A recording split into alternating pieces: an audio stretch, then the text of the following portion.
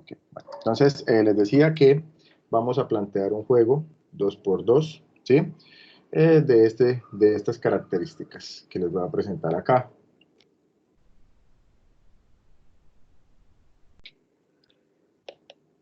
Entonces, aquí tendremos unas estrategias, aquí tendremos un jugador 1, un jugador 2, y aquí sus estrategias.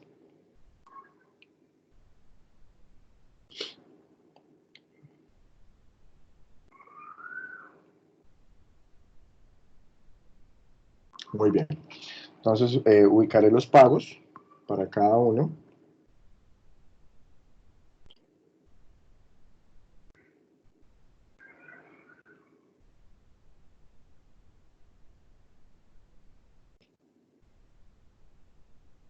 Bueno, luego de ubicados los pagos, procedemos a asignar, a verificar una cosita, ¿no? Que yo les decía, ¿por qué vamos a hacer varios ejercicios? Bueno, porque el ejercicio varía levemente en función de la existencia de equilibrios puros. Entonces, lo primero que haríamos acá sería verificar si este ejercicio tiene equilibrios puros y si los tiene, ¿en dónde están? Entonces, si J1 asume que J2 elige verde, lo mejor que puede hacer es seleccionar rojo. Si J1 asume que J2 elige amarillo, lo mejor que puede seleccionar es azul. Si J2 asume que J1 va a elegir azul, lo mejor que puede elegir es amarillo. Y si J2 asume que J1 elige rojo, lo mejor que puede elegir es verde. Entonces observen que acá, en este ejercicio, tenemos un equilibrio de Nash en estrategias puras ubicado en la estrategia rojo-verde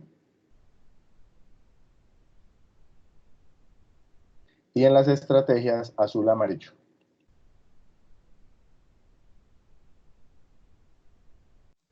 Buenos días. ¿Listo? Buenos días, David, ¿cómo estás? Bien, Bueno, ¿ustedes qué tal? ¿Cómo están? bien, sí, señor, muchas gracias. Bueno, entonces tenemos el equilibrio ahí en rojo, verde, azul, amarillo. Y a diferencia del ejercicio de la clase anterior, en el que no había ningún equilibrio puro, que utilizamos como referencia el juego de la inspección, que no tenía un equilibrio puro, pues vamos a ver entonces aquí qué sucede cuando hay un equilibrio puro. Entonces, el resto es mecánico, aquí no cambia absolutamente nada, la mecánica es exactamente la misma, ya se van a dar cuenta de lo siguiente. Entonces, teniendo en cuenta esto, vamos a asignar las probabilidades nuevamente. Entonces aquí tenemos la probabilidad P, aquí 1 menos P, y aquí la probabilidad Q, 1 menos Q. ¿Listo? Entonces, basándonos en esa lógica, vamos a empezar a dar las utilidades esperadas. Entonces, utilidad esperada de J1, de seleccionar azul, sería la siguiente. Entonces, sería 2Q más 7 factor de 1 menos Q. Ese ejercicio me pareció verlo en YouTube, ¿sí está? A mí me pareció. No sé si esté en YouTube. La verdad, este ejercicio es parte de mi batería de ejercicios personales, pero puede que esté. Si está, es Pero es una con colores coincidencia. también. Sí, entonces puede que esté, puede que esté. De pronto no sé si los pagos sean iguales, pero puede que esté. Igual forma es, digamos que es utilizado con fines pedagógicos, pues para enseñar los diferentes escenarios. ¿Listo? Todavía apagué el micrófono. Listo, ya. Bueno, continuamos. Entonces, aquí tendríamos 2Q más 7 menos 7Q, que sería igual a menos 5Q más 7. Y por otra parte, entonces, por obvias razones, aquí dado que lo tenemos con colores, pues vamos a, ahorita que grafiquemos las utilidades esperadas, pues mantengamos el mismo color. Y la utilidad esperada de J1 para elegir rojo va a ser igual a 8Q más 5 factor de 1 menos Q. Esto va a ser igual a 8Q. Esto va a ser igual a 8Q más 5 menos 5Q, que sería igual a 3Q más 5. Aquí, ¿qué hacemos entonces? Vamos a hallar el punto indiferente para esta estrategia mixta, es decir, vamos a verificar el punto en el que la utilidad esperada de J1 de elegir azul sea igual a la utilidad esperada de elegir rojo. Esa indiferencia entonces la calculamos acá, menos 5Q más 7 igual a 3Q más 5. Sería igual entonces, podemos pasar ese 5 a sumar, tendremos 8Q, y por acá pasamos este 5 a restar 2, ¿cierto? Entonces Q igual a 1/4. Y listo, aquí ya tenemos nuestra indiferencia. Ahora pasamos a graficar las utilidades esperadas, como en los ejercicios anteriores. Veamos acá, si Q vale 0 vale 7, y si vale 1 vale 2, y aquí vale 0 vale 5, y si vale 1 vale 8, entonces de 0 a 8, más o menos la gráfica, plano. Vámonos acá, de esta manera. Perfecto. Tenemos Q.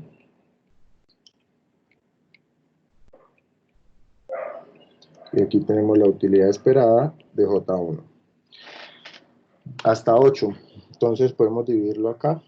Aquí puede ser 4. Entonces 8, 4, 6 y 2. Listo. Muy bien. Entonces vamos a graficar esto. Grafiquemos la utilidad esperada de rojo, 3Q más 5, cuando Q vale 0 vale 5, o sea, por acá, y cuando vale 1 vale 8, más o menos por acá.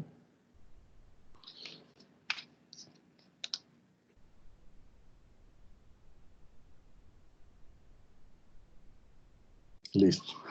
Y la utilidad esperada de azul, cuando Q vale 0 vale 7, es decir, acá, y cuando Q vale 1 vale 2, es decir, más o menos por acá.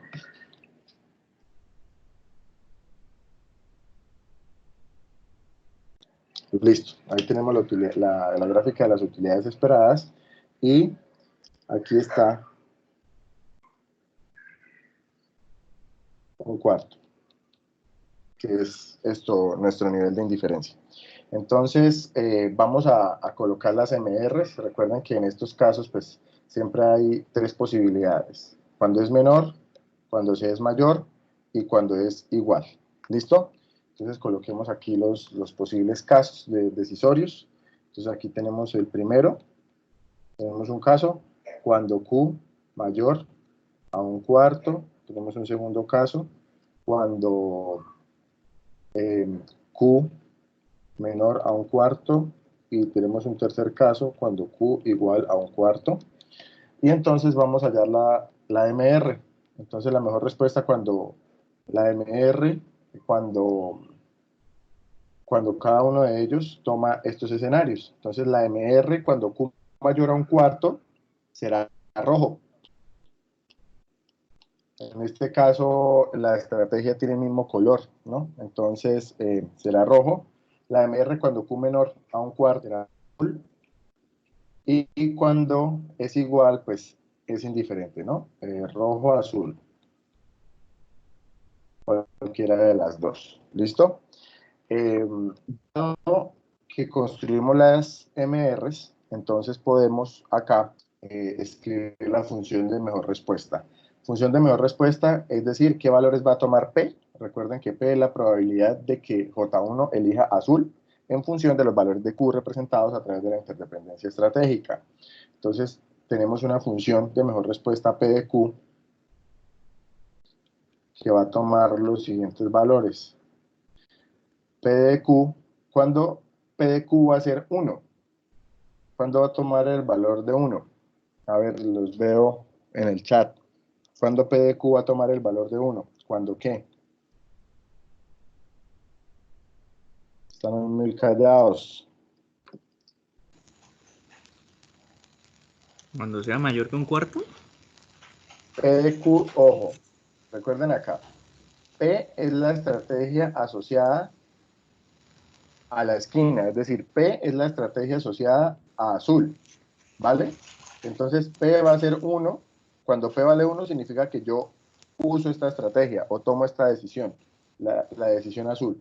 Si miran acá, P es la que está asociada a azul. Entonces, cuando P vale 1, cuando P tome valores iguales a 1, cuando P igual a 1, significa que yo tomo la decisión azul. Si P igual a 0, entonces yo tomo la decisión rojo. ¿Listo? Para que lo tengan presente. Entonces, basándonos en esto, basándonos en esta lógica, si yo digo que la MR, cuando Q es menor a un cuarto, es azul, ¿qué significa? Que ahí P, ¿qué valor va a tomar?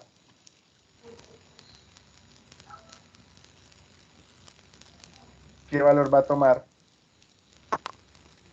P cuando la MR es azul? 1. Muy bien, Andrés, 1. Entonces, P de Q, es decir, P va a tomar el valor de 1 cuando Q, si Q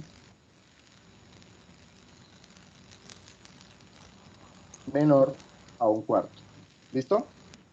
Y por ende va a tomar un valor de 0 si Q mayor a un cuarto y va a ser indiferente. Déjame acá que sea mejor. Va a ser indiferente si Q igual a un cuarto. ¿Listo? Entonces, si hay alguien que todavía no tiene claro este punto, por favor háganmelo saber. ¿O qué duda tienen? Porque esta parte es muy importante. Si esta parte no se entiende bien, de nada me sirve dar todas las utilidades esperadas, si no voy a construir bien la función de mejor respuesta. Yo no entendí. Listo, nuevamente. ¿Qué no entendió, Carlos? O sea, usted me dice que uno es si coge azul. Sí, Sí. exactamente. Uno es coger azul, la estrategia de esquina. Entonces dice que si Q es menor que un cuarto, ¿por qué vale uno? Voy a hacer algo. Voy a borrar todo nuevamente, ¿sí? Voy a borrar todo nuevamente para hacer una cosita, a ver si de pronto pedagógicamente me sirve. Y eso de pronto nos ayude. Voy a borrar todo esto un momento y voy a Profe, hacer algo, señor. pues es que por lo menos en la gráfica antes de un cuarto, pues azul está más arriba que rojo. Pues Sí, ahí, pues, exacto. por Sí, eso es que está azul por- antes de un cuarto. sí, Bueno, sería uno para exactamente. Exactamente, tal cual. Pero voy a hacerlo en orden, a ver si de pronto con el orden, pedagógicamente, es más fácil. Vamos a ver si me funciona. Vamos a colocar los escenarios, ¿cierto? Vamos a colocar los escenarios de acuerdo al orden, es decir, vamos a colocar los escenarios en donde la primera elección sea P, es decir, donde el primer escenario P sea igual a 1. ¿Listo? Es decir, primer escenario, vamos a colocar como primer escenario aquel en donde yo selecciono P, en donde yo selecciono azul, es decir, en donde P igual a 1, ¿vale? Entonces, ¿cuál es el escenario en donde yo selecciono azul? Que P sería igual a 1. Ahí lo acaban de decir. Cuando Q menor a un cuarto. ¿Listo? Entonces, ese primer escenario, cuando Q menor a un cuarto, es donde yo selecciono azul. Aquí se observa. Entonces, recuerden que vamos a tomar entonces como estrategia de referencia la esquina. Usen siempre la primera estrategia, esta estrategia de esquina. Úsenla para que así no se vayan a confundir. Entonces, lo primero que voy a mirar es en qué intervalo yo seleccionaría esta estrategia. Vamos a ver si así funciona. Entonces, vamos a mirar en qué intervalo yo seleccionaría azul, es decir, en donde P sería igual a 1. Y en ese intervalo donde seleccionaría azul, pues en Q menor a un cuarto, ¿sí? Cuando Q menor a un cuarto, yo seleccionaría azul. Entonces, mire, el primer escenario. El segundo escenario, entonces, sería el escenario contrario, donde no seleccionaría azul. Entonces, en ese segundo escenario, pues, donde Q mayor a un cuarto. Y el tercero, pues es el escenario de indiferencia, igual a un cuarto.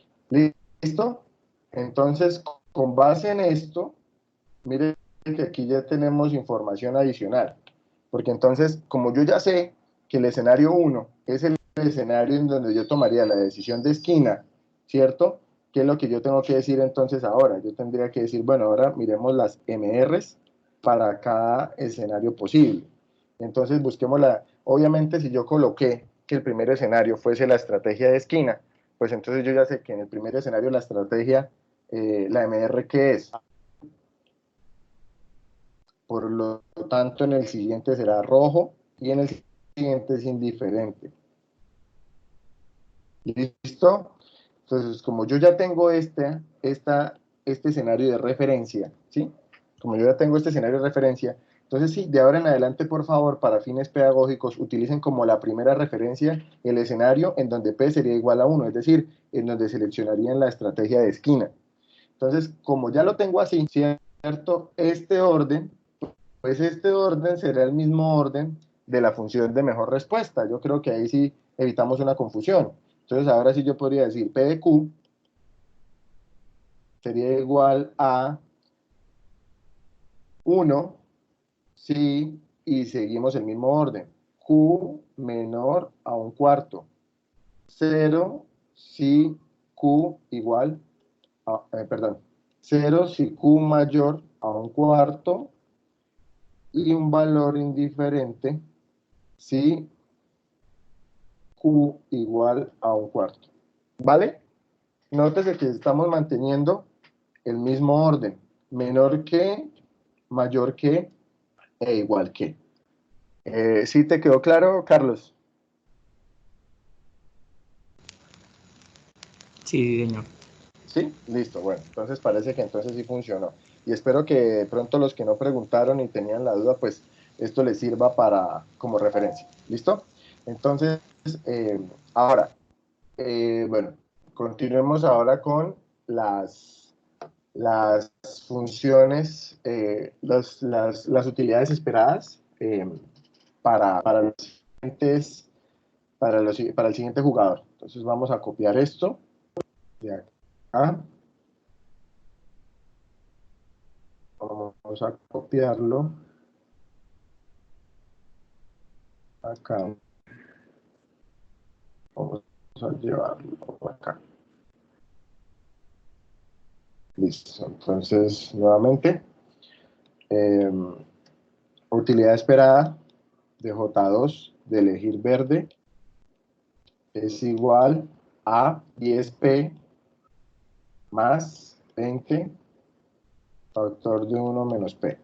Esto sería igual a 10P más 20 menos 20P, lo que es igual a menos 10P más 20. ¿Listo? Y la utilidad esperada de J2 de elegir amarillo es igual a 30P más 15 factor de 1 menos P, que sería igual a 30P más 15 menos 15P, lo que sería lo mismo que decir 15P más 15. ¿Listo? Teniendo esto, entonces nuevamente vamos a graficar utilidades esperadas. Aprovechemos que la estrategia es un color, entonces esto es verde y amarillo. ¿Listo? Primero hallamos la indiferencia, en donde la utilidad esperada de J2 de elegir verde es igual a la utilidad esperada de J2 de elegir amarillo. Disculpe, bro. Señor. ¿Era P o Q? P, muy bien, gracias compañero. P, ¿por qué en esta ocasión es P? Q, recuerden que Q es la probabilidad de que J2 elija verde, ¿cierto? Entonces cuando llamo las utilidades esperadas de J1 están en función de Q, porque son interdependientes, es decir, lo que J1 elija va a estar en función de lo que J2 elija, ¿sí? Y aquí es lo contrario, entonces lo que J2 elija va a estar en funciones de lo que J1 elija. Entonces, por eso decíamos que cuando hallamos las utilidades esperadas de J1, tomábamos este valor por Q y este valor por 1 menos Q. Y cuando hallábamos las utilidades esperadas de J2, tomábamos este valor por P y este valor por 1 menos P. ¿Vale?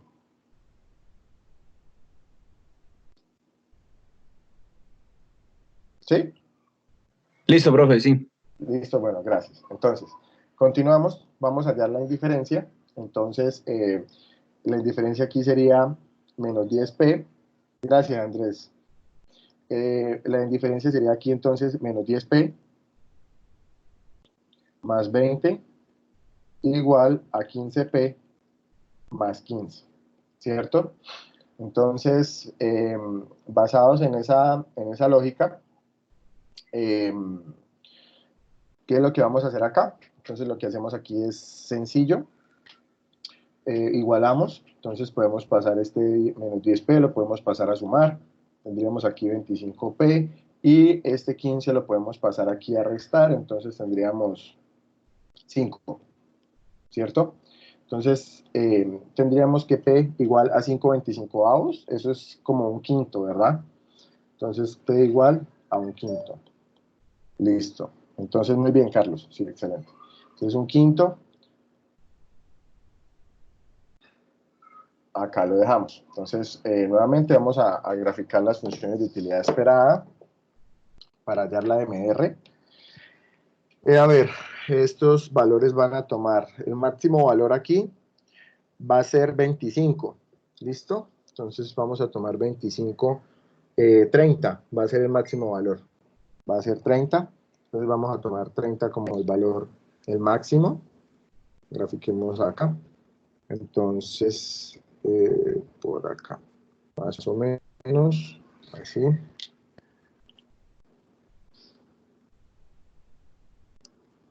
Listo. Aquí tenemos P, tenemos 1, y por acá tenemos la utilidad esperada de J2. ¿Listo? Entonces por aquí tenemos 10, 20 y 30. Entonces graficamos con los mismos colores, por ahí teníamos verde. Entonces menos 10p más 20, cuando p vale 0 vale 20, y cuando p vale 1 vale 10. Entonces estaría por acá.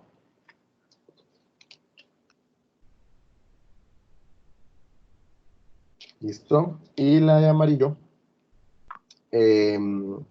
cuando P vale 0 vale 15, entonces por aquí, y cuando vale 1 vale 30, más o menos por acá. Voy a bajar el gráfico un momento para dar un poquito más de espacio.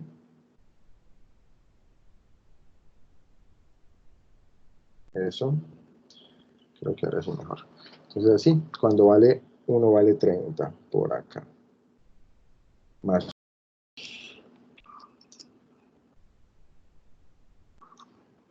Listo. Entonces, trazamos esa línea.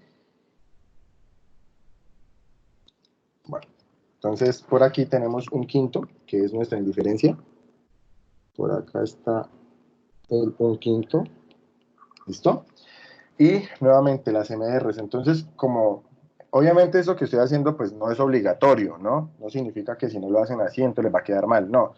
Mire que es una estrategia pues que me acabo de dar cuenta que funciona. Entonces vamos a utilizar el primer escenario de la MR, será el escenario de esquina. Y nuestro escenario de esquina es verde para J2. Entonces, ¿en qué escenario decidiríamos verde? Cuando está menor a un quinto. Muy bien, gracias. Entonces, cuando P menor a un quinto, ahí vamos a elegir verde. Por lo tanto, el segundo escenario va a ser P mayor a un quinto y el tercer escenario va a ser P igual a un quinto, ¿no? Buscamos las MRs, entonces ya, obviamente, como lo hacemos así, ya casi que las tenemos respondidas. ¿Por qué lo odias? ¿Qué pasó? ¿Qué pasó, Natalia? Cuéntanos. ¿Tienes algún problema? Ah, ya, pero ¿ya pudiste? Bueno, en definitiva ya pudiste ingresar, pero ¿sigues teniendo problemas o parece que todo solucionado? Bueno, al parecer que sí, que todo está todo bien, listo, muy bien. De igual manera, Natalia, y a todos los que están sintonizando esta clase, pues les recuerdo que está grabada, entonces si quieres eh, obtener información sobre lo que estaba sucediendo antes, pues estará montado en YouTube, ¿listo? Bueno, entonces continuamos. Entonces aquí como obviamente la MR era la estrategia de esquina, entonces en el primer escenario la MR es verde, ¿listo? Aquí tenemos verde. En el segundo escenario obviamente va a ser la alterna, es decir, amarilla. Y la tercera, verde, amarillo, ¿listo? Al final, entonces, nuestra función de mejor respuesta, pues miren que ahora va a ser un poco más fácil de construir, va a ser Q de P y va a ser igual a, va a tomar el valor de 1 si P menor a un quinto, 0 si P mayor a un quinto, y va a valer indiferente, va a ser indiferente si P igual a un quinto. Y lo último que ahora tenemos que hacer es graficar estas dos funciones de utilidad esperada, ¿no? Voy a copiar esta de aquí arriba para no tener que estar subiendo a cada rato. Y vamos a llevarla aquí abajito. Muy bien, vamos a ponerla por acá. Vamos a poner la U por acá. Listo. En un momento. Y esto lo movemos acá para que queden ordenaditas. Eso, acá.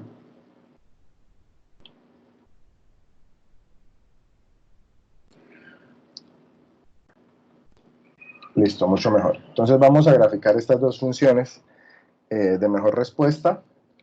Usamos el grafiquito ortodoxo por acá.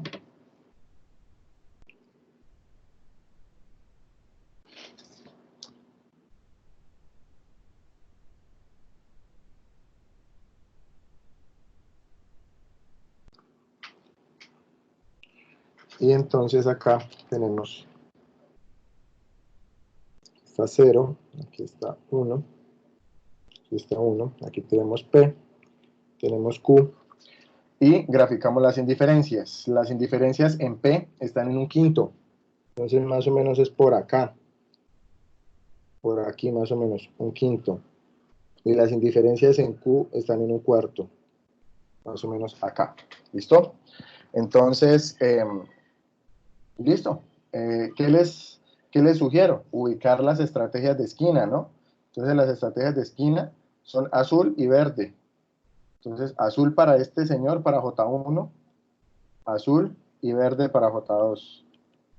Y por lo tanto, entonces, rojo está acá para J1. Aquí está la decisión de J1. Y en este caso sería amarillo para J2. ¿Listo? Entonces vamos a ver cómo nos va graficando esta función de mejor respuesta. Voy a graficarla, a ver, morado y verde. Entonces, vamos a graficar de morado esta.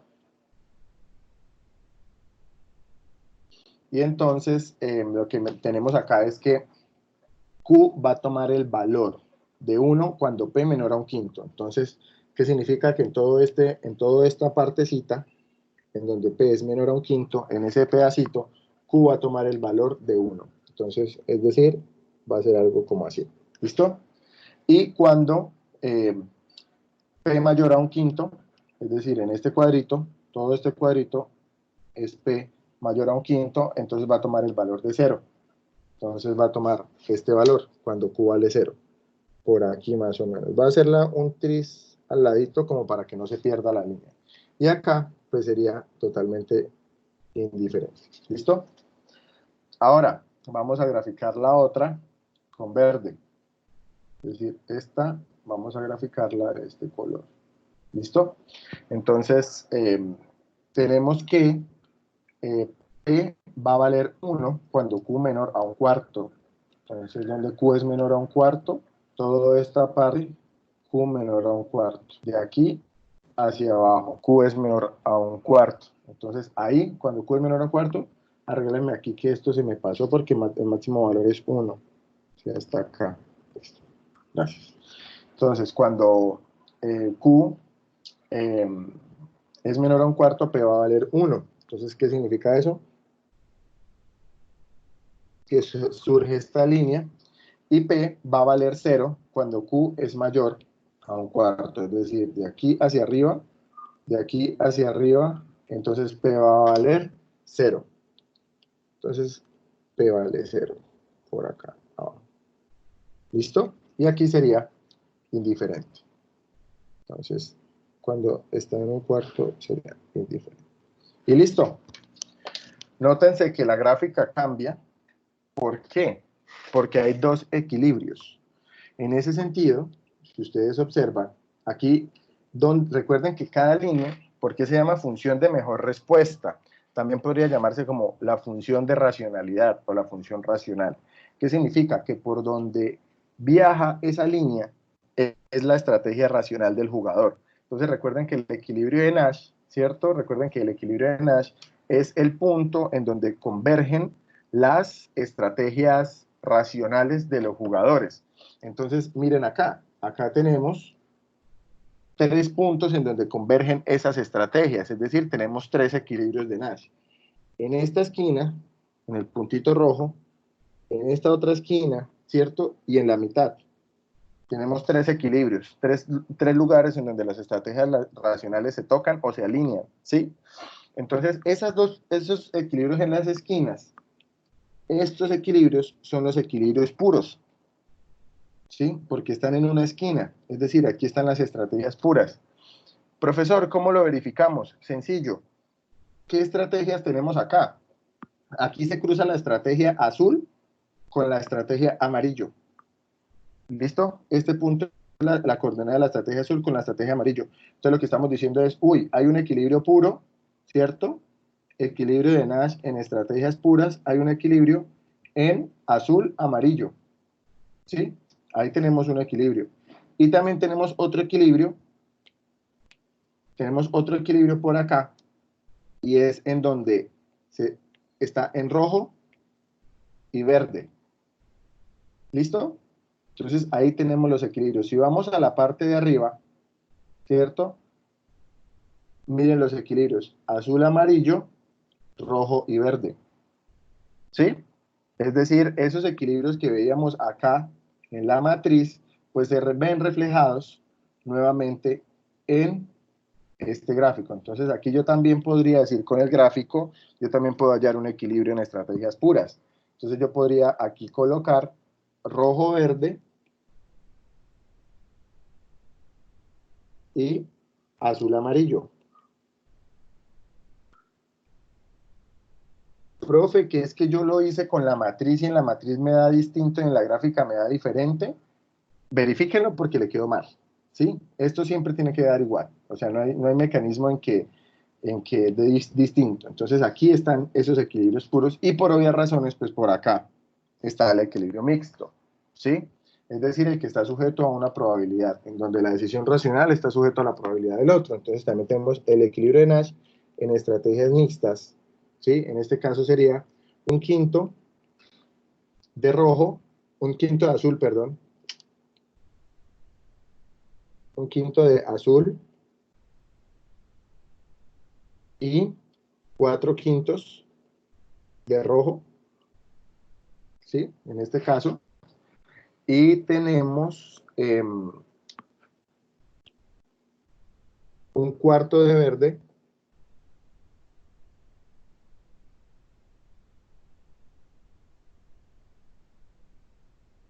con 3 cuartos de amarillo.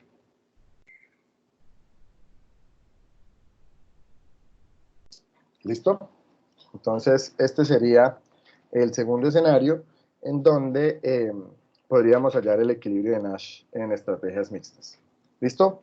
¿Hasta acá alguna pregunta? Sí, sí, sí. O sea, un quinto de azul y 4 quintos de rojo, pero ¿dónde sacó eso? ¿De dónde sale eso? Recuerden que la forma, digamos que en términos generales, el equilibrio de Nash es el siguiente. La probabilidad P, factor de la estrategia de esquina, que en este caso sería azul, ¿cierto? Otros colocan también como más. En otra literatura también aparece como más, pero bueno, no quiero complicarlos con eso, ¿sí? Con la probabilidad 1 menos P de la estrategia alterna, rojo. ¿Listo? Entonces, si P, la indiferencia de P, aquí tenemos P, es un quinto, si lo observan por acá, ¿no? La indiferencia de P es un quinto, entonces tomamos esa indiferencia como valor de P. ¿Listo? Entonces, en este caso sería un quinto de azul, y aquí entonces tendríamos 1 menos un quinto, ¿sí? Y operando eso sería igual a 4 quintos, ¿vale? Exactamente, lo que le hace falta para llegar a 1, el inverso. Y así con el otro, entonces la indiferencia de Q era un cuarto, entonces aquí está, mire, la indiferencia de Q es un cuarto, y entonces pues aquí lo que hacemos es entonces nuevamente tomar en términos generales Q factor de la estrategia es verde, Q factor de verde, 1 menos Q factor de amarillo. En este caso sería un cuarto y aquí serían 3 cuartos. ¿Listo?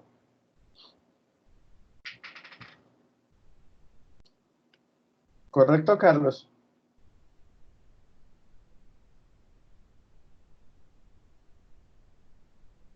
Listo, perfecto.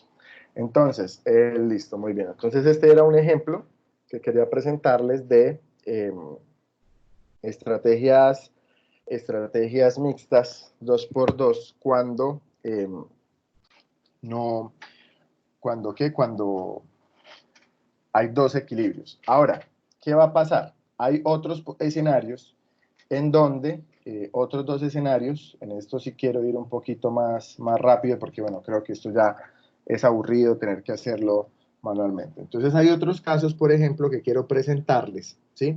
Cuando uno puede hallar un equilibrio de Nash en estrategias mixtas. Entonces aquí, por ejemplo, les presento el dilema del prisionero, ¿no? Entonces aquí tenemos un clásico ejercicio del dilema del prisionero, igualito al que les presenté en clase, ¿cierto?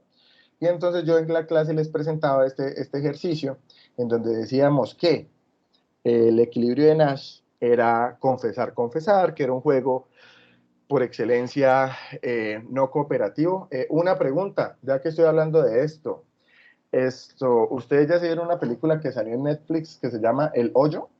¿Quiénes ya se la vieron? Que la he escuchado por ahí mucho. Yo, ¿Quién dijo yo? David. David, listo, David. ¿Quién más? ¿Nadie más se la ha visto? Bueno, entonces David, cuéntenos, ¿de qué trata el hoyo más o menos? Igual, pues, sin spoiler, pero ¿cuál es como la sinopsis del hoyo? Es una película súper rayada, la verdad. Sí, sí. Ah, bueno, ¿Carlos también la ha visto? ¿O no? Pero, bueno, voy a soltar una frase ahí que se trata de la solidaridad espontánea. Ajá. Entonces, pues, básicamente era, espere, apague eso, mira. Básicamente era que, pues, que ahí, entre, digamos que es una cárcel que tiene muchos pisos y, pues, todos los pisos tienen que comer de la misma comida y ya, básicamente es eso. Entonces, pues la idea era que todos puedan comer. Ok, Eso es lo bueno, que gracias. puedo decir sin explicar Listo, mucho. gracias. Se los voy a explicar desde la lógica de la teoría de juegos y se la recomiendo la vean, de verdad se la recomiendo la vean porque funciona a través de la siguiente manera. Para no quiero, obviamente no voy a spoilear el final de la película porque eso está en la sinopsis. simplemente piensen en lo siguiente, crean una cárcel y la cárcel es vertical. La cárcel es una cosa así, por eso se llama el hoyo.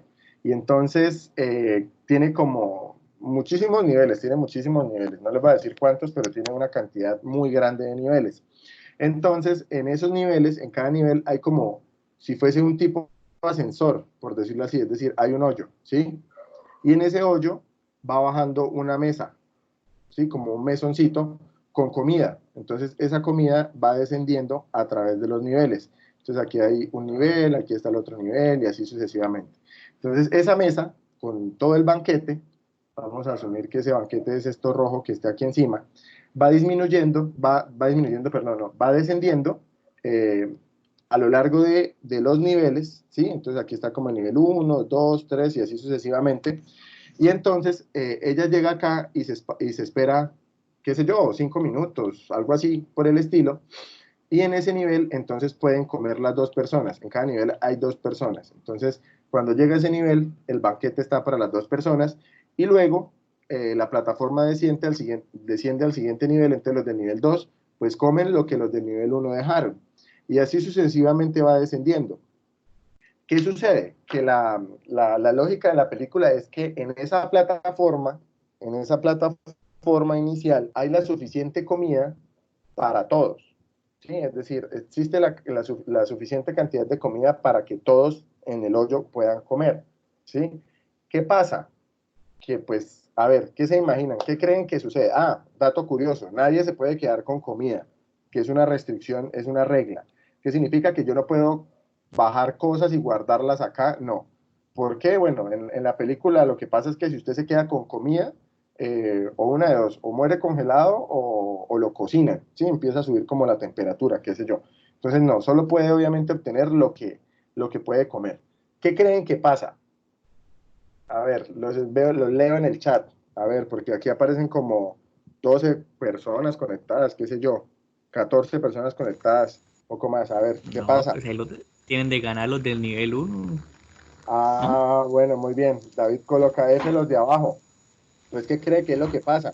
Pues los de arriba son los que se echan el banquetazo, ¿sí? Los de arriba son los que se echan el banquetazo sabroso y en la medida en que la plataforma va descendiendo, pues van quedando más sobras y más sobras y más sobras hasta que llega un momento en donde ya no queda nada, ¿sí? Ese es un típico caso, ese es un típico caso de tragedia de los comunes. Por eso les digo, ojalá véansela, si se la ven y encuentran la aplicación de la teoría de juegos, habrán comprendido para qué sirve esta vaina. Pero eso es un típico caso de una tragedia de los comunes. Y lo más interesante de todo es que en la película, Típico ejemplo de los pescados en un lago. exactamente, típico ejemplo de los pescados en un lago y ahí viene otro, ¿no? Porque estoy seguro que muchas de las personas que están en esta clase defienden muchísimo el páramo de Santurbán. O sea, los ve uno haciendo marchas y todo este tema, entonces defienden muchísimo el páramo. Es exactamente el mismo fenómeno. ¿Quiénes son los del nivel de arriba? Pues los que están en el páramo extrayendo oro, es decir, los que tienen la posibilidad de obtener las riquezas, ¿sí? ¿Y quiénes son los de los niveles de abajo? Pues sí, mire, literalmente nosotros estamos abajo. Entonces es un típico problema de una tragedia de los comunes. ¿Qué significa eso? Miren que hasta en la película hay algo curioso. A cada uno antes de entrar al hoyo le preguntan cuál es su plato favorito. Y en ese banquete, por decir que ponen ahí, le colocan los platos favoritos de cada uno.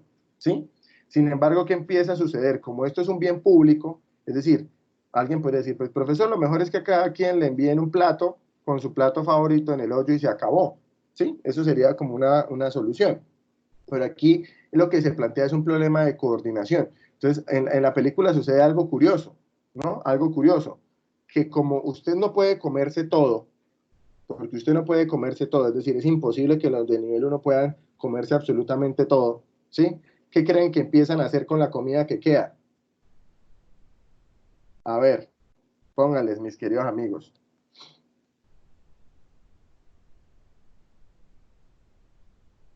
A nadie se le ocurre nada, no, esta gente no ve películas, definitivamente. Pues los de los niveles superiores, cuando terminan de comer, se la guardan, no la pueden guardar. No la pueden guardar porque lo que les digo es, se cocinan si la guardan. Como no la pueden guardar y no la pueden comer, la arrojan, sí, va por ahí. ¿Qué más? Imagínense lo que empiezan a hacer estos manes. La manosean, la escupen y la pisan para que lo que les llegue a los de abajo pues sea peor, ¿sí? Entonces, exactamente, la vuelven caca, ¿sí? Hay unos que hasta se defecan en la comida, etcétera. Entonces, para que se den cuenta, exactamente, sí, David, exactamente. Entonces, para que se den cuenta que eso es un típico problema de tragedia de los comunes, ¿sí? Leyendo algunas reseñas, porque me gustó leer eh, reseñas sobre eso, pues muchos también dicen que es una analogía al capitalismo y al sistema de clases. Entonces, bueno, esa sería otra posible aplicación, que los que están bien, pues les importa un bledo, los que estén mal. Y bueno, esa sería otra posible analogía. Sin embargo, sin embargo, eh, sin embargo, es un típico problema de tragedia de comunes que presenta la película. Entonces, si quieren, se la pueden ver, la verdad es buena. Eh, no les digo nada más. David, ¿qué es la tragedia de los comunes? Ah, bien, gracias. Para los que no saben qué es la tragedia de los comunes. La tragedia de los comunes es una enfermedad, ¿sí? Les voy a contar así rápidamente para los que no sepan, bueno, para poner en contexto a David. Resulta que un científico muy, muy famoso en la literatura económica que se llama Ronald Coase, eh, básicamente en algún momento empezó a preguntarse eh, o indagarse sobre un fenómeno que se conoce como el fenómeno de las externalidades, ¿no? Y cuando él se estaba indagando de los fenómenos de las externalidades, encontró una justificación de la existencia de la propiedad privada, ¿sí? Es decir, él básicamente encontró que la propiedad privada es eficiente, ¿sí? Es decir, que es eficiente que exista la propiedad privada. Si toda la propiedad fuese común, habrían unos problemas, y ya les voy a decir cuáles son los problemas. Entonces, lo que él decía, o bueno, les coloco una analogía para que lo comprendan. Pensemos que la clase, es decir, en medio del salón, obviamente aquí ya, inclusive la virtualidad nos llevó a estos extremos, pero pensemos que a toda la clase le pertenece un árbol de manzanas, ¿listo? Entonces, todos en El la típico clase... ejemplo es la Wiz. Todos la ¿Cómo? vuelven mierda cuando quieren. ¿Cómo? Perdón. Típico, la Wiz es el típico ejemplo. Ah, no, claro, la WIS es un típico La, ejemplo vuel- porque es, la es vuelven un mierda cuando quieren. exactamente, es un bien común, exactamente. Yo a veces considero, yo sé que esto puede levantar mucha arena, pero yo considero que, por ejemplo, cuando existen los tropeles, etcétera, qué sé yo, nadie de la administración debería mover un dedo para limpiarla. Es decir, dejarla así y que eventualmente, pues, quienes armaron el tropel o el movimiento estudiantil que apoya el tropel, pues, que también ayude a barrer. ¿Sí? ¿Por qué poner a los empleados a hacer eso o a pintar las cosas o a arreglar los portones dañados? Eso genera incentivos a que pues precisamente no haya un doliente. Entonces, sí, pues es muy keynesiano desde ese punto de vista, pero no como cultura social. Entonces, ¿qué sucede? Que si alguien tiene un árbol de manzanas, ¿sí? Si nosotros somos dueños de un árbol de manzanas, y entonces ese árbol de manzanas tiene unos frutos, ¿sí? Unas manzanitas, unas manzanitas. ¿De quiénes son las manzanas? Si el árbol es de todos. Efectivamente, pues las manzanas son de todos, ¿sí? Pero hay un problema, y ahí es donde venía el comentario, que los bienes públicos,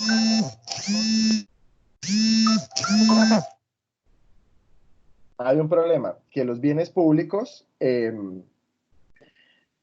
suelen ser objeto de una conducta depredadora. ¿Qué significa? Que si hay un árbol de manzanas en la mitad, entonces todos quieren conseguir las manzanas del árbol, pero cuando pase la cosecha y el árbol toque podarlo, toque echarle, qué sé yo, fumigarlo para los gusanos, y aparte de eso toque echarle abono, pues entonces también me preguntaría, entonces, ¿cuántos de los que quisieron ir a coger las manzanas, pues ahora quieren ir, ¿cierto?, a podar ese árbol y a contribuir por el bienestar de ese árbol. ¿Listo? Entonces, eso sucede, les voy a colocar el típico ejemplo, y así hay muchos ejemplos. Por ejemplo, eh, cuando la gente está en la calle y coge el papel y descaradamente lo bota al piso, o la gente que va en un carro y de la forma más puerca posible coge la bolsa y la bota por la ventana. ¿Correcto? ¿Por qué lo hacen? Ah, bueno, ¿por qué no? Pues otro lo recogerá, otro pasa y lo recoge, ¿sí? Pero donde a esa persona le tocase bajarse del carro, le tocase bajarse del bus, ¿sí? Y lo llevasen y lo obligasen a recoger el papelito, ah, pues la próxima vez no lo votaría porque se ahorraría ese trabajo y lo guardaría en el bolsillo y cuando llegue a un lugar en donde vea una caneca, lo arrojaría a la caneca. ¿Listo? Entonces, ese es el problema. Otro problema de bien digamos que detrimento de los bienes públicos. Los baños, un baño público, ¿sí? Un baño público. ¿Qué días, cuando empezó todo este problema del coronavirus, en la UIS dijeron, por fin en la historia de la UIS hay jabón en los baños, ¿sí? Y si alguien alguna vez se ha preguntado por qué en la universidad nunca ponen jabón, bueno, yo creo que ahí tuvieron la respuesta. Colocaron los tarros de jabón y no duraron ni medio día. ¿Sí? Porque no solo empezaron a gastar jabón a lo maldita sea, se llevaron el tarro, se lo robaron, ¿sí? Entonces es un típico problema de bien público. Entonces, lo mismo sucede con la analogía de la película, lo mismo sucede con el banquete. Como el banquete no le pertenece a nadie, es decir, no hay un papelito que diga que privatice, ¿sí? O que le asigne derechos de propiedad a cada plato, ¿sí? Que diga, bueno, este es el almuerzo el del nivel 14, este es el del 18 y así sucesivamente, sino que es común, es un bien público, entonces todos absorben lo mejor de ese bien público y luego lo destrozan, ¿sí? Entonces un ejemplo de eso está, por ejemplo, en los metrolíneas. ¿Por qué los metrolíneas se deprecian más rápido? Ah, bueno, porque son un bien público. ¿Por qué los pupitres de una universidad se deprecian más rápido que una silla en una casa? Bueno, porque es un bien público. ¿Por qué los computadores del CENTIC están rayados la pantalla? No sé si ustedes los hayan visto. Eh, pero sí hay prioridades en la ubicación. ¿Cómo así? Explícate, Natalia.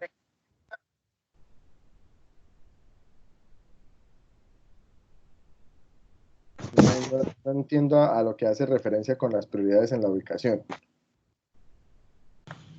Profe, pues según lo que he escuchado, es que mi micrófono no funciona muy bien, pero según lo que he escuchado de la película, pues hay como cierta cantidad de niveles. Entonces los que están ubicados de primero, pues tienen prioridad en el banquete, ¿no? Ya. Perfecto. Pensé que hablabas del Metrolínea, porque la imagen del primeramente.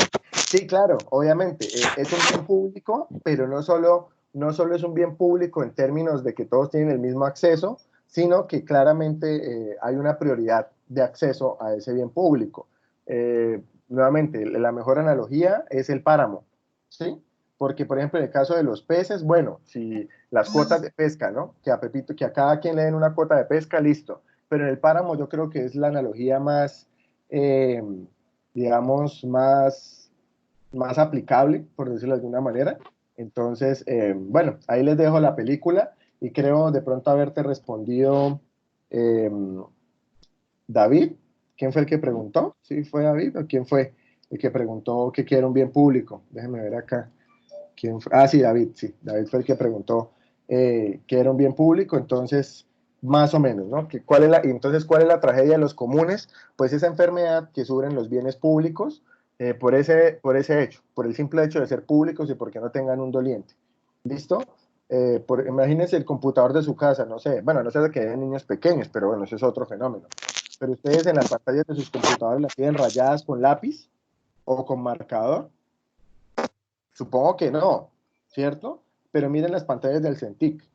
Entonces, ¿por qué si una persona, o sea, a quién le cabe en la berraca cabeza coger y rayarle la pantalla a un computador con un lápiz o con un lapicero? O sea, ¿con qué propósito, fin o circunstancia? A alguien se le ocurre ir a rayar una pantalla, un monitor, ¿sí? Y uno llega y mira esas pantallas y uno ve el rayonazo así frente a la pantalla, ¿sí? Y entonces ahí es donde uno dice, pero ¿qué rayos? Bueno, precisamente por eso, porque es un bien público. Lo mismo sucede con los parques, con las carreteras. Miren que sucede algo bastante curioso. A mí me gustaría mucho, algún día sé que lo podría hacer, lo que pasa es que el tiempo no me ha dejado, pero hacer un experimento social o más que un experimento social, como una actividad de pedagogía social, ¿no? y nuevamente, así como yo decía lo del tropel, también pensaría lo mismo. En el centro de Bucaramanga, como sucede en el centro de muchas otras ciudades, ¿sí? Las personas no están educadas, para comportarse de forma correcta, sobre todo con sus desechos. Entonces hay algo bastante curioso, y es que, por ejemplo, todos en el centro de Bucaramanga los invito a que cuando este tema de la pandemia del COVID pase, se ubiquen en la calle 36, en la calle 35, perdón, de Bucaramanga, o de cualquier centro, no estoy seguro que sucederá lo mismo con Piedecuesta, con Florida o con Girón, y observe qué hace la gente. Miren el piso, y se van a dar cuenta que el berraco piso está lleno de envolturas de papeles, de vasos plásticos, de pepas de mango, de frutas, de bolsas, bueno, de cuanta cosa posible hay, ¿cierto? Y entonces, y aparte, y la cerecita sobre el pastel, ¿no? Porque obviamente uno sabe que ahí hay un problema de informalidad y entonces uno dice, bueno, entonces están los vendedores informales, etcétera, etcétera, que una cosa, por un lado es el derecho al trabajo, que obviamente nadie lo niega porque todos necesitamos trabajar y comer, pero por otro lado está la conducta asociada a ese trabajo. Entonces, si ustedes pasan tipo 8 o 9 de la noche por ese sector, se van a dar cuenta que hay algo bastante curioso. Toda la calle está absolutamente llena de todos los desechos y las basuras de todo el día y especialmente de los desechos que dejan los vendedores informales. Si usted vendió mango todo el día en una esquina, pues ahí dejó tiradas todas las pepas, todas las cáscaras. Si usted vendió, bueno, cuánta cosa vendió, todas las bolsas quedan ahí tiradas, ¿sí? Y entonces ahí es donde uno dice, ¿qué pasa? Bueno, tipo 12 de la noche, entre las 11 de la noche y las 4 o 5 de la mañana, pues pasa toda una cuadrilla de barrenderos de la empresa municipal de aseo y pues dejan esa calle reluciente. Es decir, ustedes pasen a las 5 o 6 de la mañana y van a ver que esa calle está limpiecita, no tiene un solo mugre. ¿Y por qué tienen el incentivo de todos los días dejar la calle así? Bueno, porque el otro día saben que la van a encontrar limpia.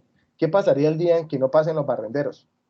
Yo me pregunto, o sea, ¿qué pasaría el día en cuando lleguen y todos digan, oh, carajo, mire, todo esto tirado? Lo más probable es que todos empiecen a criticar y a decir, no, que cómo es posible que no recogen la basura, etcétera, etcétera, etcétera, ¿sí?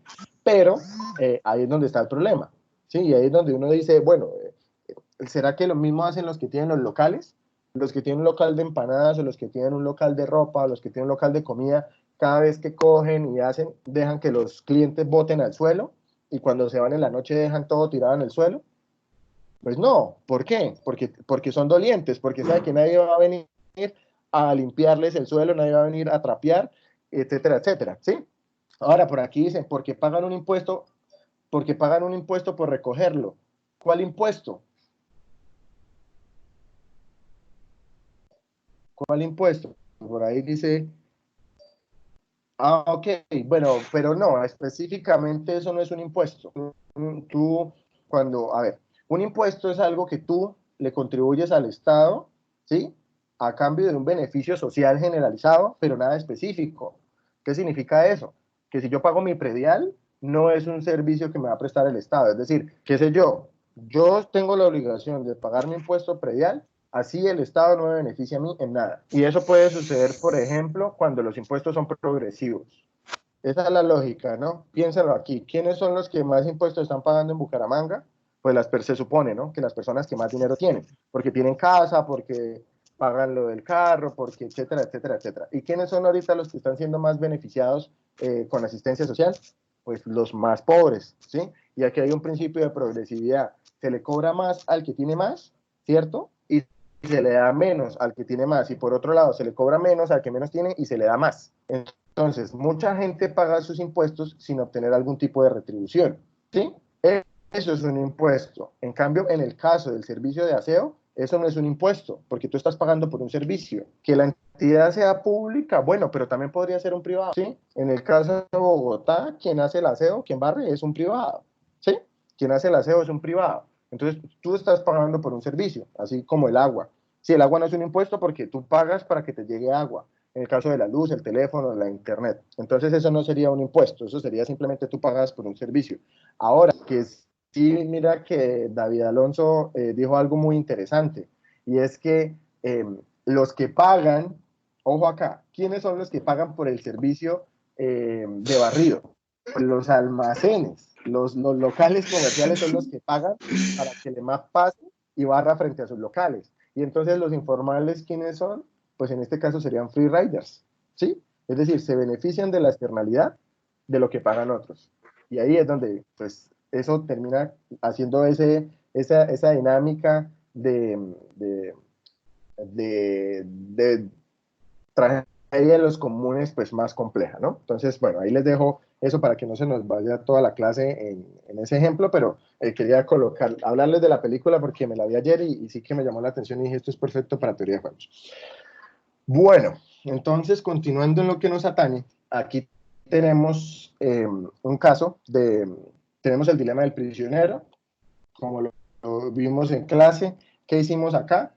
Hallamos el equilibrio de Nash en estrategias puras, encontramos que solo hay uno, ¿sí? En el primer ejercicio que hicimos había 0 estrategias puras. En el que hicimos inmediatamente anterior, habían 2. Este es un ejercicio donde hay una estrategia pura. Entonces vamos a ver qué sucede. Dato curioso, ¿no? Ya van a saber por qué hago este comentario. Dato curioso. Este es un juego que tiene una estrategia fuertemente dominante. ¿Recuerdan de la eliminación iterada de estrategias fuertemente dominadas? Pues bueno, el dilema del prisionero es un juego que tiene una estrategia fuertemente dominante de la otra, ¿cierto? Y entonces es muy fácil observarlo acá. La estrategia confesar es fuertemente dominante de no confesar. ¿Por qué? Porque en este escenario es mejor confesar, ¿cierto? Y en este escenario también es mejor confesar. Y lo mismo sucede pues para el jugador 2. Esta estrategia es fuertemente dominante de esta, ¿sí? Porque en este escenario lo mejor va a ser confesar y en este escenario lo mejor va a ser confesar. Entonces ahí les dejo, piénsenlo en que la estrategia dominante, voy a hacerle una flechita por acá, esta es la estrategia dominante y esta es la estrategia dominante, ¿no? Y son fuertemente dominantes. Ya vamos a ver por qué. ¿Qué hicimos? Yo me tomé la libertad de adelantar el ejercicio para poder avanzar más rápido. Entonces lo que hicimos fue hallar las utilidades esperadas, como se hace comúnmente. Entonces hallamos las utilidades esperadas de confesar y de no confesar. Aquí sucede algo bastante interesante también, que como el juego es simétrico, las utilidades esperadas para ambos son exactamente las mismas. ¿Listo? Entonces, esa simetría en los pagos y en las estrategias me permite, pues, digamos, que utilizar ese pequeño atajo. Entonces, se los dejo de pronto cuando estén desarrollando su parcial, qué sé yo, se van a dar cuenta. Entonces, ¿hay PDF del juego? Sí, de hecho se los puedo enviar. Yo tengo acá, voy a ponerle la presentacioncita en donde lo tengo, la explicación. Eso yo lo puse en clase, de hecho. Eso yo lo ubiqué en clase. Por aquí, ¿qué me dicen? Sí. Eso yo lo expliqué en clase. Regálenme un segundo. Aquí estoy abriéndolo. Les voy a colocar el planteamiento. ¿Quién fue el que preguntó? Preguntó fue David Alonso Beltrán. Ya le coloco el planteamiento ahí en el chat para que sepa por qué los pagos se constituyen así. ¿Listo? Dame un momento. Aquí lo estoy buscando. Dilema del prisionero. Listo. Entonces, el juego se llama El dilema del prisionero. Aquí lo coloco. Y sí, es que es algo que uno tiene que aprenderse en memoria, pero bueno, a solicitud del compañero se los comparto. Por acá. Listo. Creo que... pero se ve como feo. Espérenme un segundo a ver si puedo copiar solo el texto. A ver qué pasa. Que no se vea tan grande.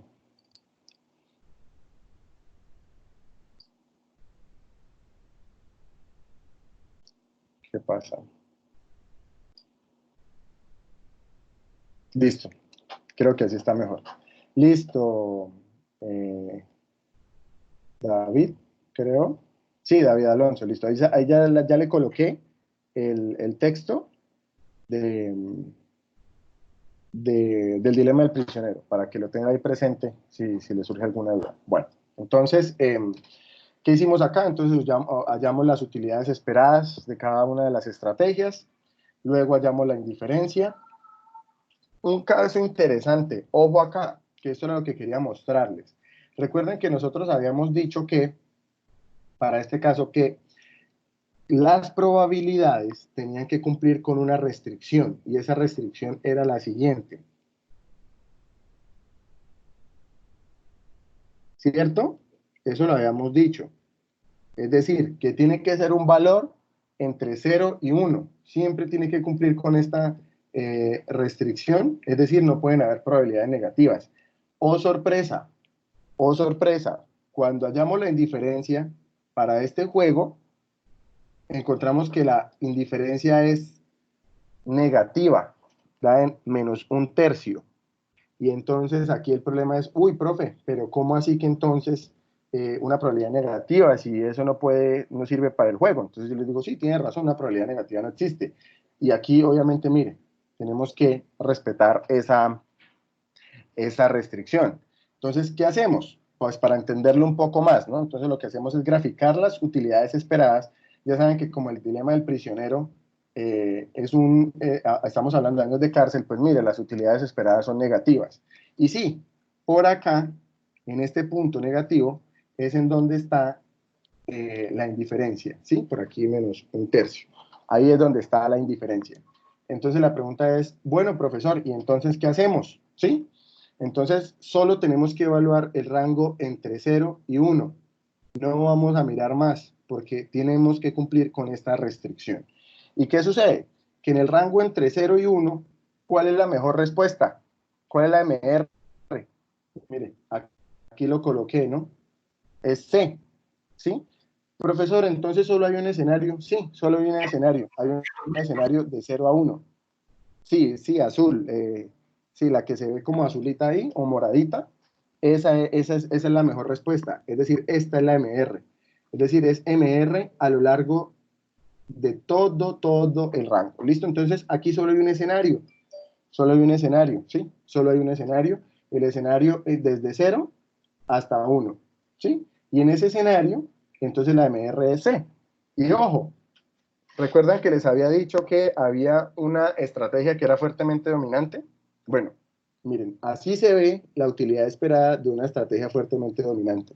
Ahora sí entienden por qué se llama fuertemente dominante, porque en todos los posibles escenarios siempre es la mejor. Es decir, nunca vemos aquí que la línea roja sea mejor que la morada, nunca. Siempre observamos que es mejor la morada. ¿Sí? Cuando dicen fuertemente dominante en la teoría es lo mismo que decir estrictamente.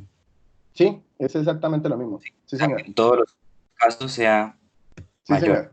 Sí, señor, es correcto. Ah, bueno. Estrictamente dominante, ¿sí? Lo que pasa es que en la literatura depende de la traducción, ¿sí? Porque cuando uno lee los textos en inglés, figura como strongly, ¿sí? Strong. Entonces, puede que hayan traducciones que le den ese significado de estricta, ¿sí? Como estricto, y otros que le digan fuerte, ¿no? Desde strong, para ser más literales, pero no hay ningún problema, es exactamente lo mismo. Sucede lo mismo con backward induction, ese tema, esta traducción de inducción hacia atrás, ¿no? Así.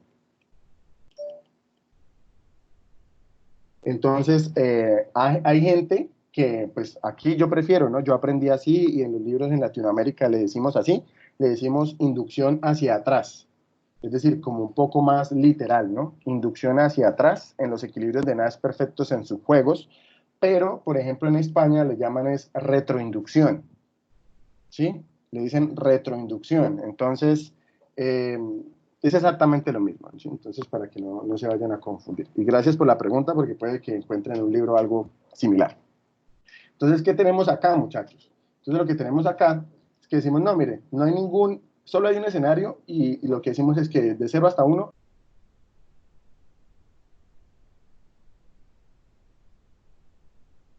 ya, ¿me escuchan? Creo que alguien me silenció. Bueno, entonces, lo que estamos diciendo acá es que desde 0 hasta 1 no hay nada más que hacer. ¿Listo? Simplemente vamos a elegir C. Tranquila, no te preocupes, no te preocupes.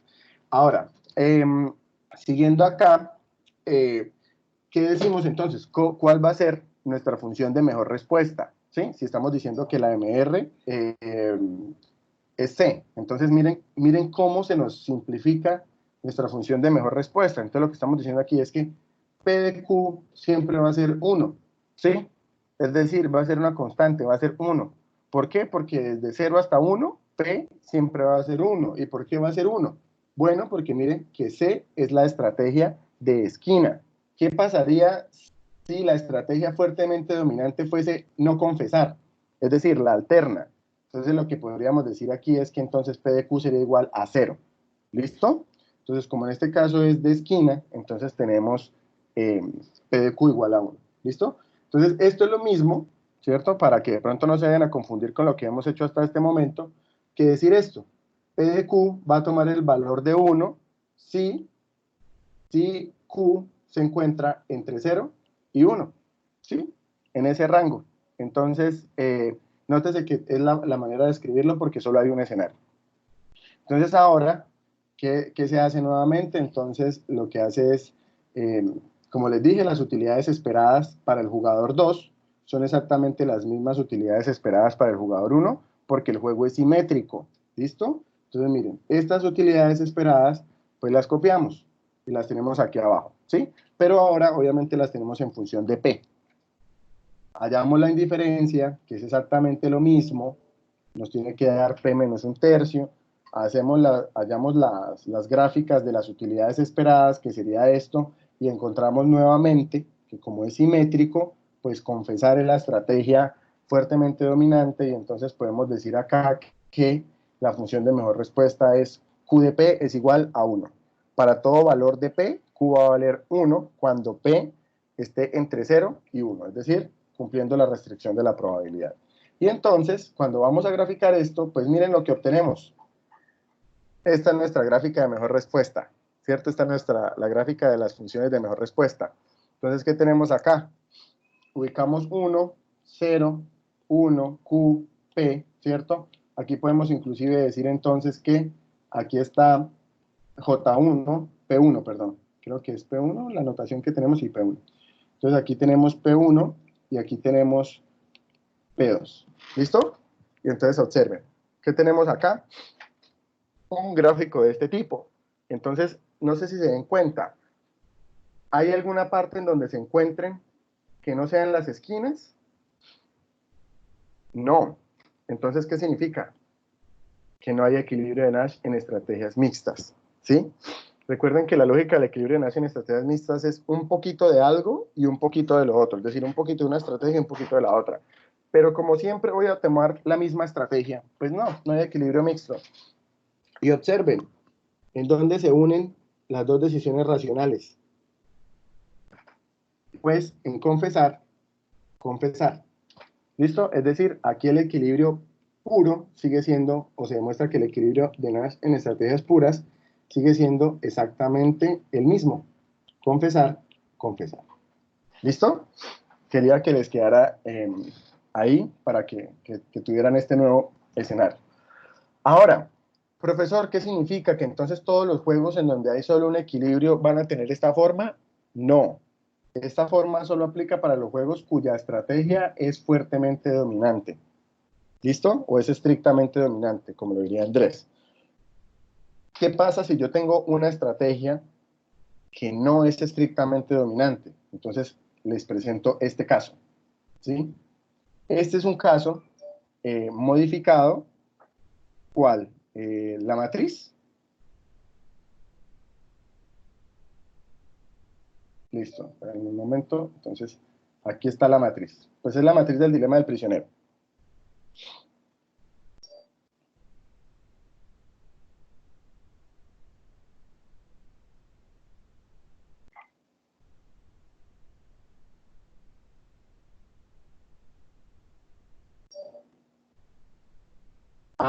Las utilidades esperadas, acá.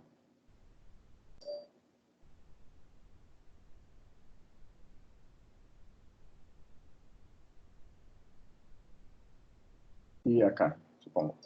Listo, ok, perfecto. Listo. Entonces, ya tienen esa imagen. Ahora, ¿qué hice acá? Aquí les presento el dilema del prisionero con algunas modificaciones, ¿sí? Pensemos en algo sencillo. Pensemos que aquí hay... este es el prisionero y este aquí es un policía, ¿sí? Entonces aquí cambian las estrategias, aquí pensemos en que ahí es indagar, ¿sí? Y aquí es no indagar, ¿cierto? Entonces, no le presten mucha atención a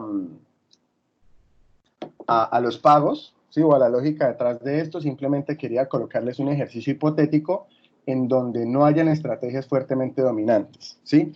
Y sí haya un equilibrio. Entonces, por ejemplo, si ustedes observan acá, y para verificar lo que les acabo de decir, en este escenario, lo mejor que puede hacer P1 es confesar, y en este escenario, lo mejor que puede hacer P1 es confesar.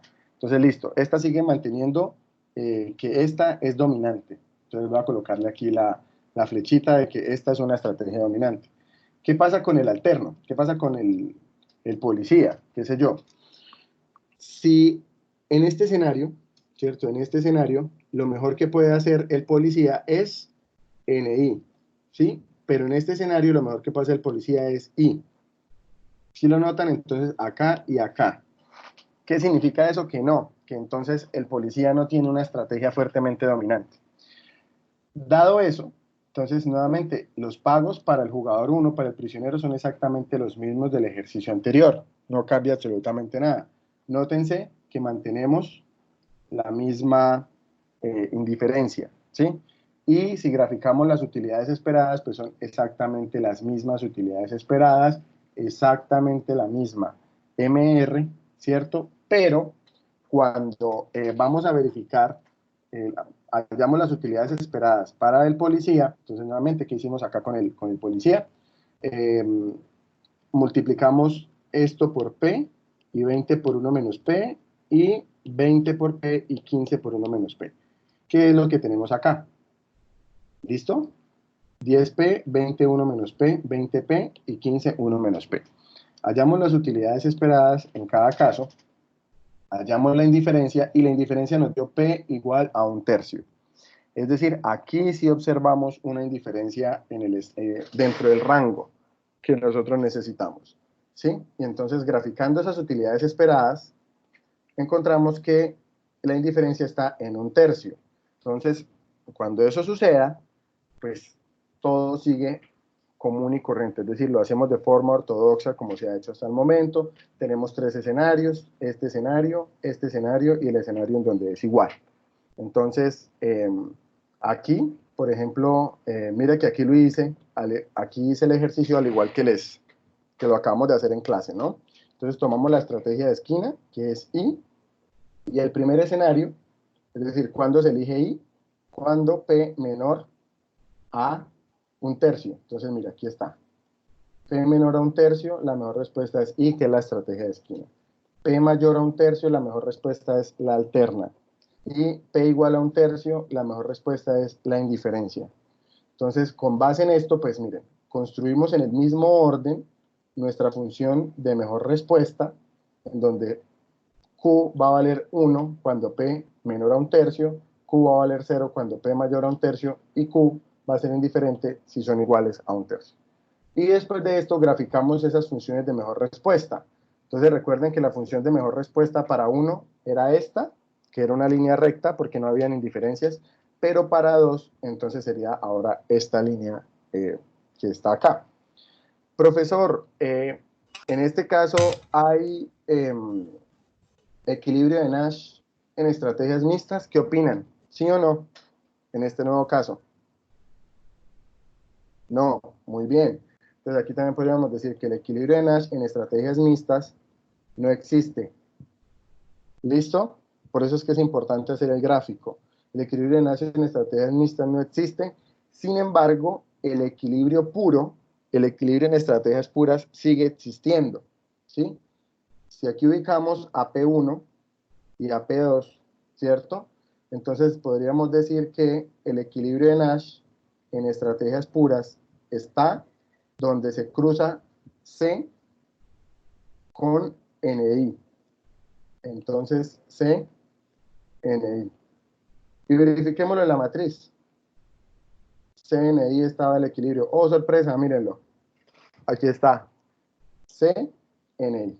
¿Listo? Entonces, esos son los casos alternos o los casos adicionales Es decir, de todos los posibles casos que ustedes puedan encontrarse en estrategias mixtas para la resolución de las mismas. ¿Ok? Estos serían todos los posibles casos que ustedes podrían encontrar. ¿Alguna pregunta?